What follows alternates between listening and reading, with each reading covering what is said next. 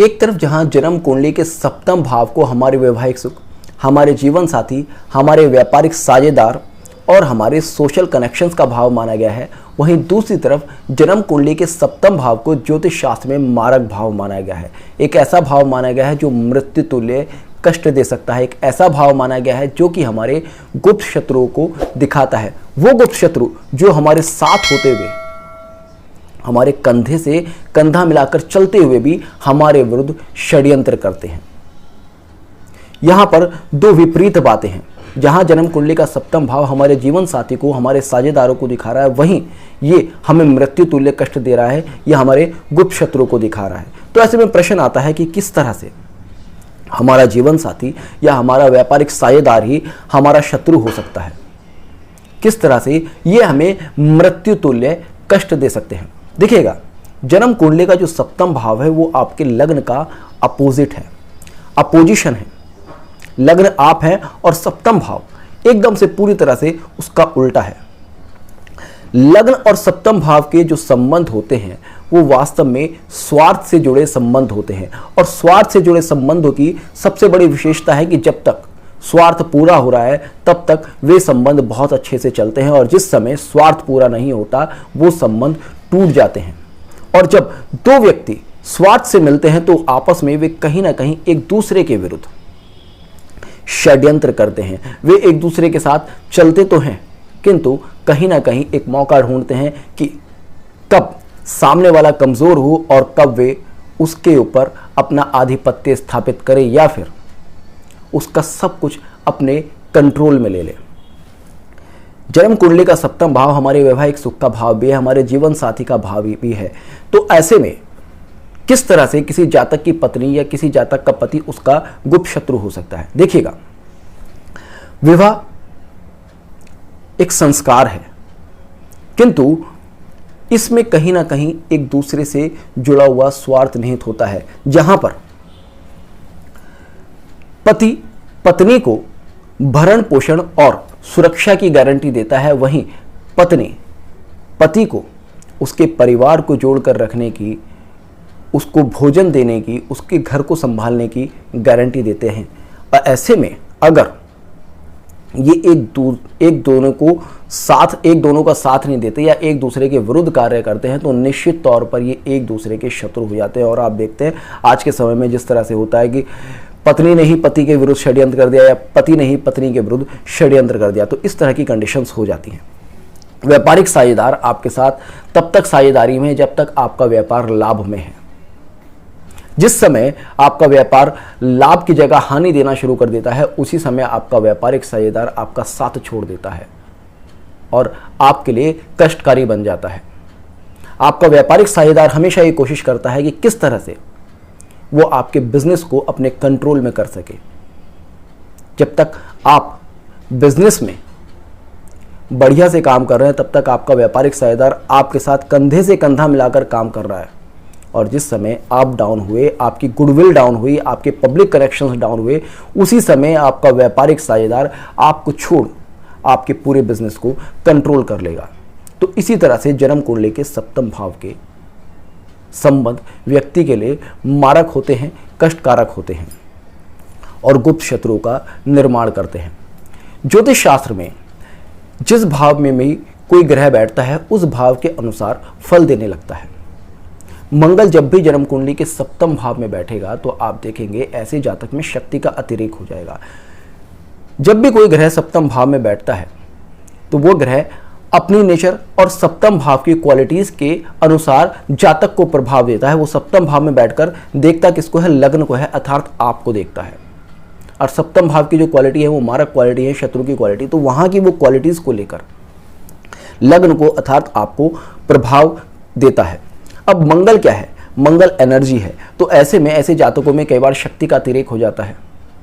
ये अतिरेक sexual energy का भी हो सकता है और ये अतिरेक मानसिक विकार का भी हो सकता है। मानसिक विकार अर्थात व्यक्ति को अत्यधिक क्रोध आ सकता है, व्यक्ति बहुत जल्दबाजी वाला हो सकता है। अब ऐसे में होता क्या है, अगर हम वैवाहिक दृष्टिकोण से देखें तो कई बार जब मंगल सप्तम भाव में बैठता है तो ऐसे जातक, ऐसे जातिका में शक्ति का अतिरेक अर्थात कई बार होता है सेक्सुअल एनर्जी बहुत ज़्यादा बढ़ जाती है और उस वजह से वो अपने जीवन साथी को प्रताड़ित करता है।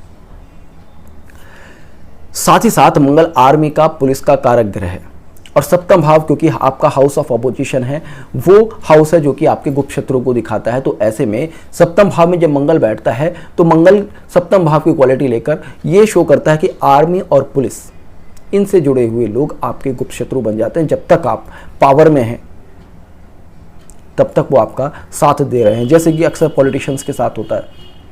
वो जब तक गद्दी पर बैठे हैं तब तक आर्मी पुलिस वाले उनका साथ देते हैं और जैसे ही उनकी सत्ता गई, वही पुलिस वाले जो अब से कुछ समय पहले तक साथ दे रहे थे, वही ऑफिसर जो अब से कुछ समय पहले तक आपको सलाह दे रहे थे, वही आपके शत्रु हो जाते हैं।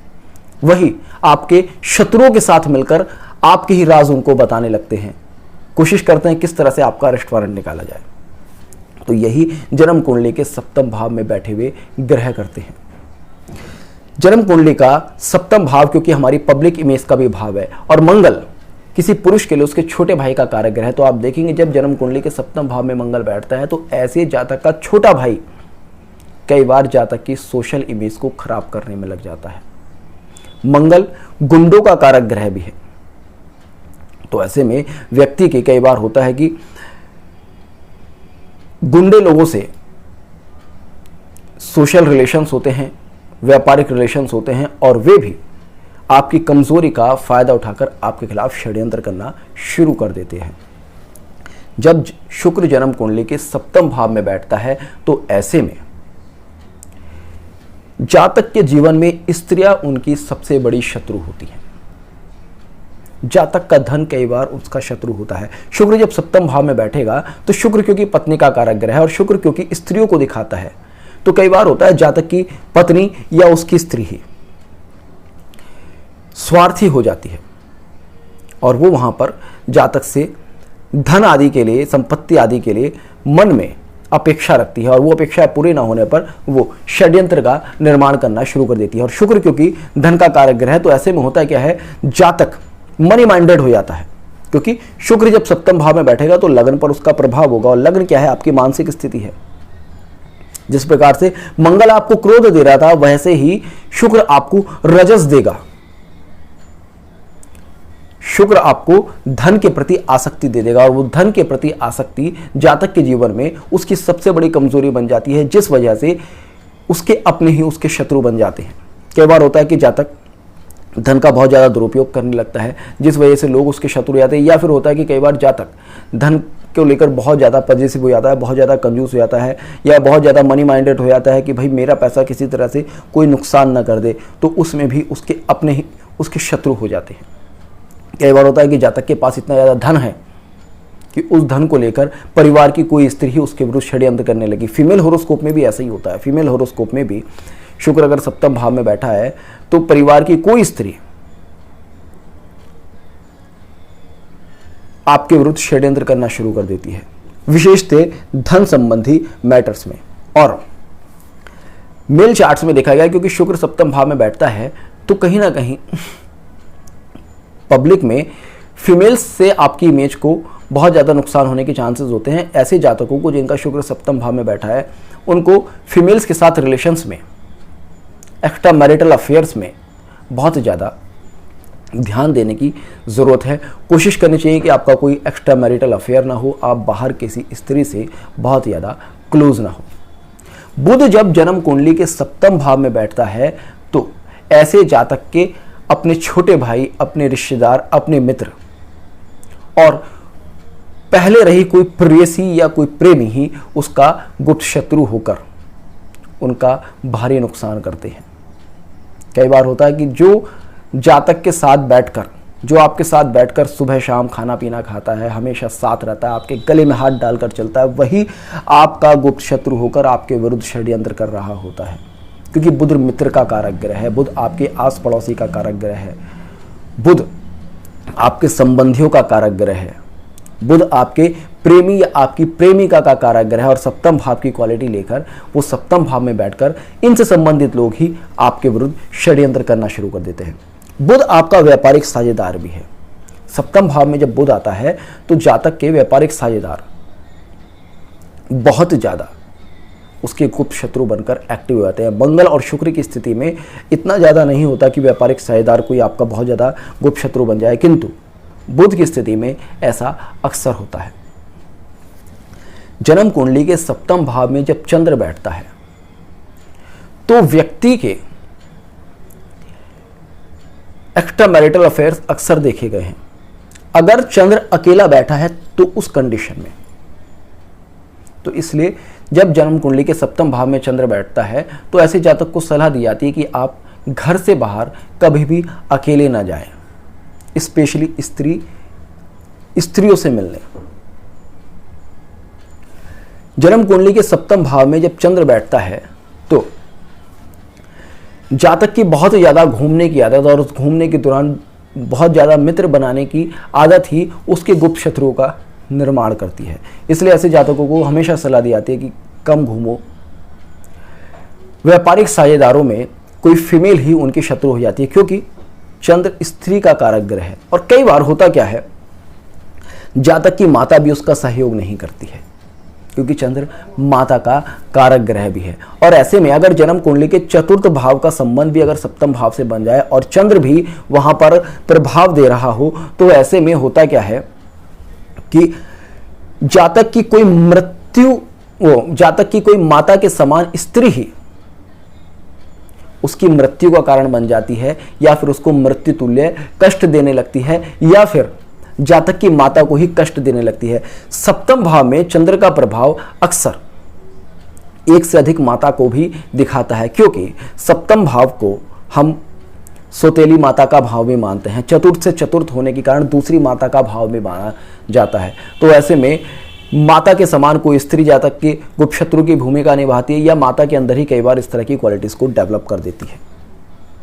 जन्म कुंडली के सप्तम भाव में जब सूर्य बैठता है तो कहा जाता है, साधारणतः कहा जाता है कि ये आपके वैवाहिक सुख के लिए बहुत ज़्यादा अच्छा नहीं है, ये वैवाहिक सुख को डिस्ट्रॉय करता है, क्योंकि शुक्र क्रूर ग्रह है और सप्तम भाव में क्रूर ग्रह का बैठना आपके जीवन साथी के लिए अच्छा नहीं है। तो उसमें होता क्या है कि आपके जीवन साथी का स्वभाव इस तरह का हो जाता है, जीवन साथी का स्वभाव बहुत ज़्यादा रॉयल, बहुत ज़्यादा राजसिक हो जाता है, ऑर्डर देने वाला हो जाता है, जिस वजह से जातक को जातिका को बहुत ज़्यादा कष्ट होता है। वो अपने जीवन में अपनी स्वतंत्रता खोती हुई सी महसूस करते हैं। अब आप सोचिएगा कि अगर आपकी वाइफ आपके ऊपर हुक्म चलाने लगे, आपको कंट्रोल करने की बहुत ज़्यादा कोशिश करने लगे, तो आपको कैसा महसूस होगा? आप हमेशा सोचोगे कि भाई किसी तरह से इससे पीछा छुड़ाया जाए।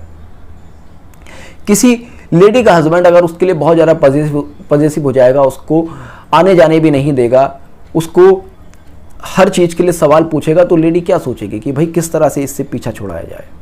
तो उसी तरह की कंडीशन जब जन्म कुंडली के सप्तम भाव में सूर्य बैठता है तो देता है।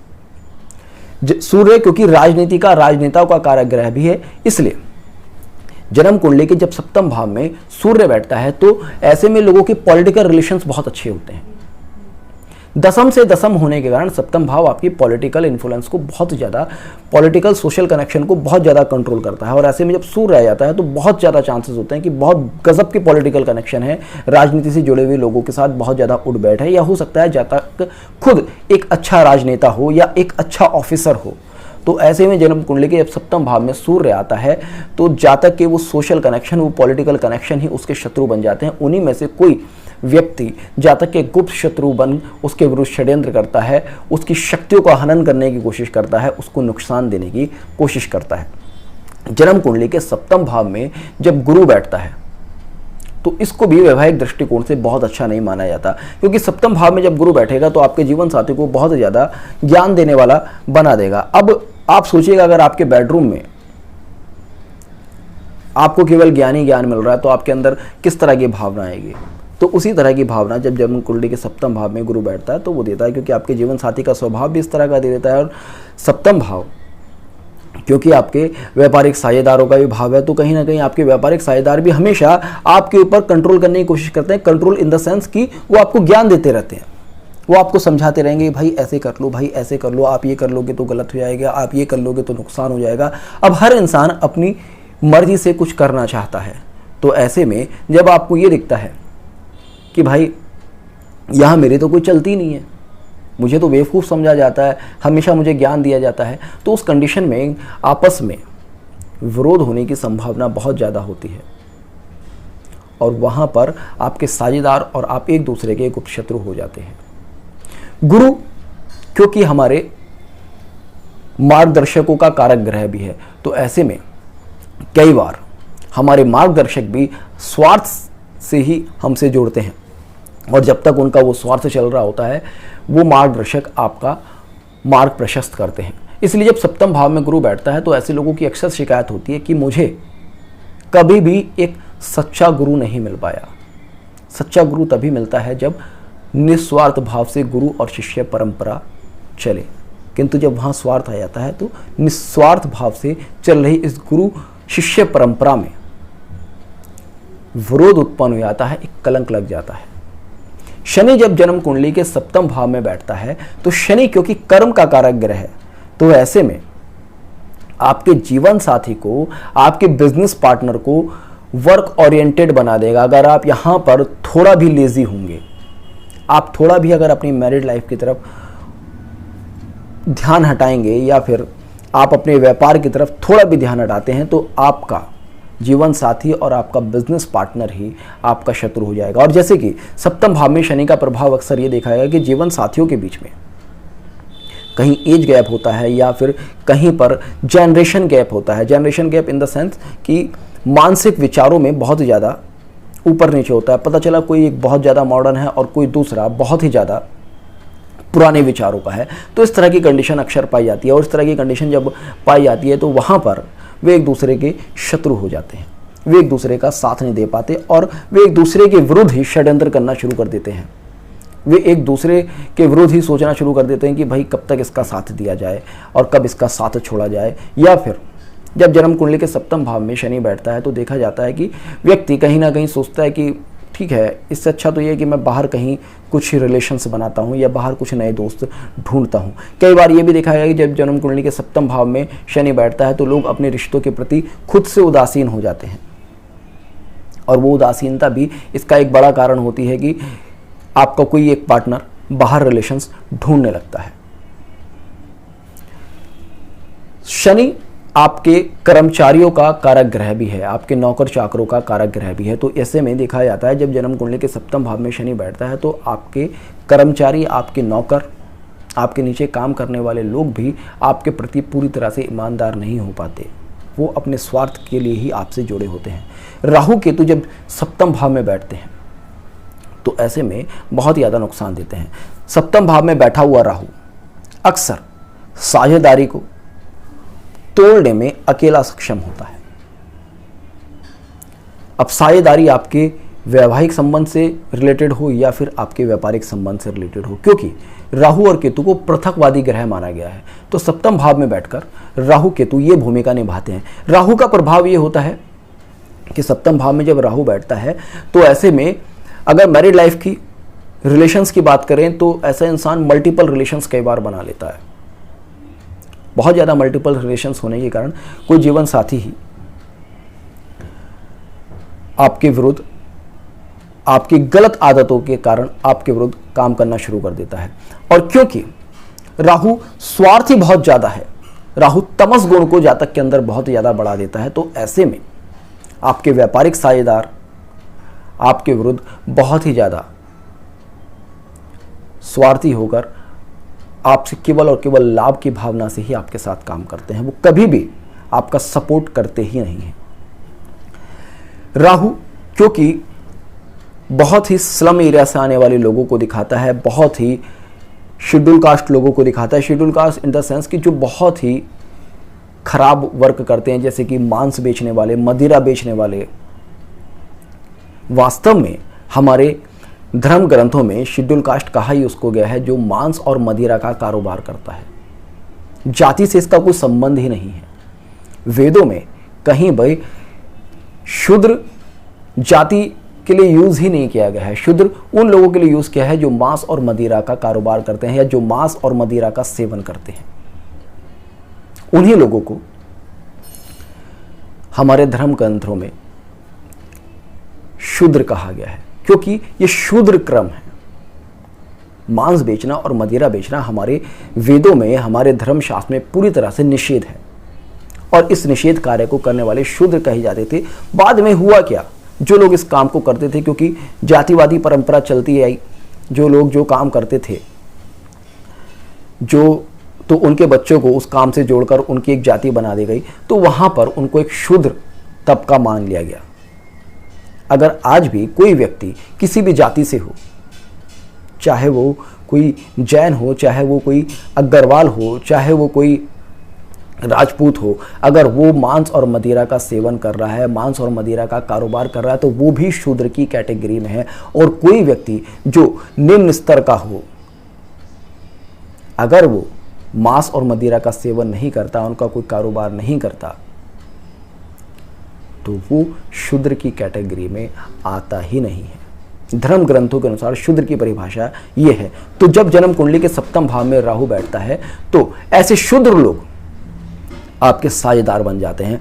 और क्योंकि मांस और मदिरा की क्वालिटी है, वो जब आपके शरीर में जाती है तो तमस गुण बहुत ही ज़्यादा बढ़ा देती है। उस तमस गुण के चलते आपके वो साझेदार पूरी तरह से स्वार्थी हो जाते हैं, राक्षसी स्वभाव हो जाते हैं और आपको नुकसान देने की कोशिश करते हैं। केतु जब सप्तम भाव में बैठता है, तो केतु क्योंकि बहुत ज़्यादा विचारशील ग्रह है, तो ऐसे में केतु सप्तम भाव में बैठकर विघटन की कोशिश करता है। केतु की एक क्वालिटी है, वो जहां पर ही बैठता है वहां बहुत ज़्यादा सूक्ष्मता के साथ, बहुत ज़्यादा बारीकी के साथ, बहुत बड़ी स्ट्रेटजी के साथ वो विघटन करता है। तो केतु जब जन्म कुंडली के सप्तम भाव में बैठता है, तो वहां पर रिलेशनशिप में बहुत ही ज़्यादा मधुरता ना होने के कारण भी कई बार रिलेशनशिप्स ब्रेक होते हैं। मैरिड लाइफ में तो अक्सर ये देखा जाता है कि केतु जब सप्तम भाव में बैठता है, तो दोनों में एक दूसरे के प्रति बहुत ज़्यादा अटैचमेंट नहीं है, दोनों एक दूसरे से दूर दूर भागते हैं, एक पूर्व भागता है तो एक पश्चिम भागता है।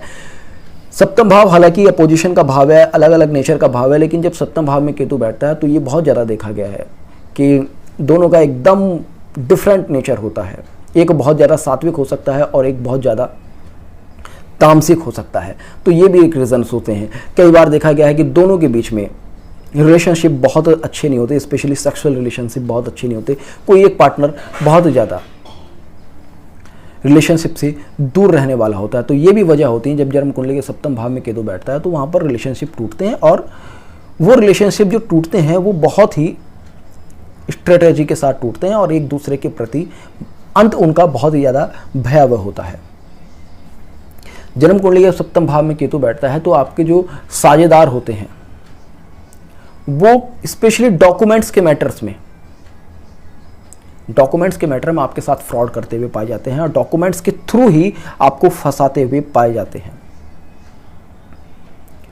केतु सप्तम भाव में अगर बैठा है तो वो जो आपके विरुद्ध षड्यंत्र होगा वो अक्सर देखा जाता है वो इस तरह का नहीं होगा कि आपके बिजनेस को टेक ओवर कर लिया, आपकी प्रॉपर्टी को हथिया लिया। वो होगा कि डॉक्यूमेंट्स के थ्रू ही, बहुत ही बड़ी स्ट्रेटेजी के थ्रू, लॉ के थ्रू, एकदम लीगल प्रोसेस में आपके विरुद्ध काम किया जाएगा। तो जब जन्म कुंडली के सप्तम भाव में केतु बैठता है तो हम अक्सर ऐसे जातकों को सलाह देते हैं कि आप अपने साझेदारों के साथ जितनी भी